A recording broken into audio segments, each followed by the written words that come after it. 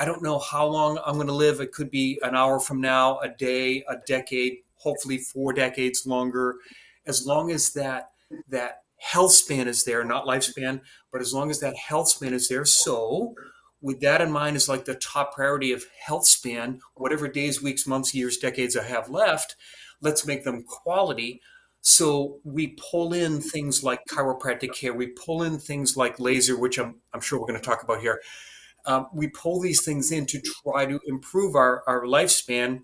And that's the way that I want to live my life. And then so I just share as much as somebody wants me to as time goes along. And what I did with that is I do a lot of videos on my own. I actually started with cable television, making cable television videos since 1996. That's And I amazing. stopped. So I've just kind of kept cranking them out. Of course, it's a little more advanced now, like the show we're doing right here. But I would do those. And of course, not only was I delivering information to people, but it just kept fortifying the things that I wanted to do for myself.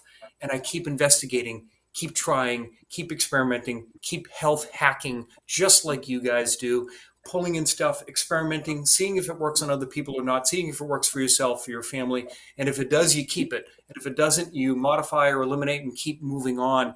And I know that that's what you guys are doing. You're always digging for those wellness things in the whole realm of the things that we're discussing here today. So I just try to do the same thing for myself because I just want that body to work.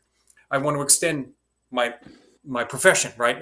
Working as a chiropractor, I but I find want to my extend the other part of my life. I find myself as you're talking here wishing that I lived closer to you. I wish that I'm like, man, I wish he was my chiropractor as I'm here. Do you know what I'm saying? I really am. I'm not just blowing smoke there. Like, I wish that all chiropractors had that level of passion and excitement and vibrance for what they were doing for their craft. Mm. Recognizing that they themselves first have to, that's as probably cliche as this sounds, as probably like not surprising as this sounds. That's the one thing I would say over the past few years, I would even say past year, that's really starting to dawn on me, knocking myself in the head here, is like, take care of your health first. This past year has been a massive health transformation for me. Andrew can attest. I've lost this past year. I'm getting close to about 30 pounds, and it's made such a massive difference. And not just lost it, but have kept it off. That's the key for me. And I just, man, as I hear you talking, I'm like, man, it's no sort of revelation, but yet when you experience it for yourself, it's like, man, very, very eye opening in terms of taking care of your health, and what a better place you're in to be able to help serve other people when you have your own health. So incredible. Yeah. I want to what you're talking about, Dr. Fuller, is something. It really reminds me of what I was reading this morning when I woke up. There was an author, kind of motivational speaker, author.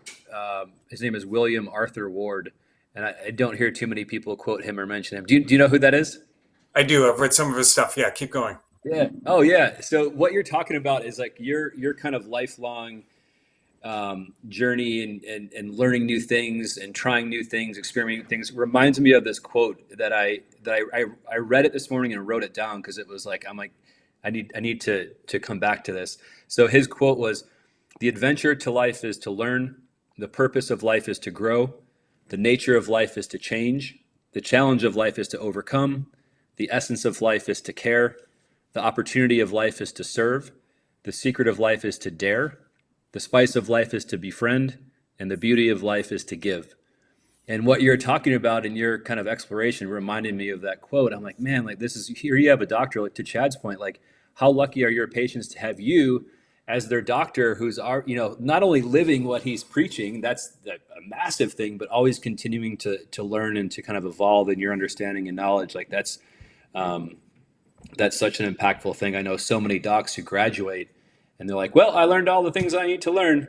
And they kind of get stuck in that mindset. And like, thankfully we have our mentors like Dr. Dan Murphy and Erconia has done such a good job of of curating all these amazing experts and speakers that we get to learn from and we get to follow. Thankfully, we get to follow in our paths and ultimately benefit our patients and our communities. And so I think incredible what you're doing, and no doubt why you're still healthy and smiling after 34 years, and not a broken man after helping no doubt thousands or tens of Right. thousands of I, people. I wanna hit on and piggyback off of what Dr. Wells said specifically, and I'm talking right now to the because we have a pretty big audience on this podcast of both practitioners and patients.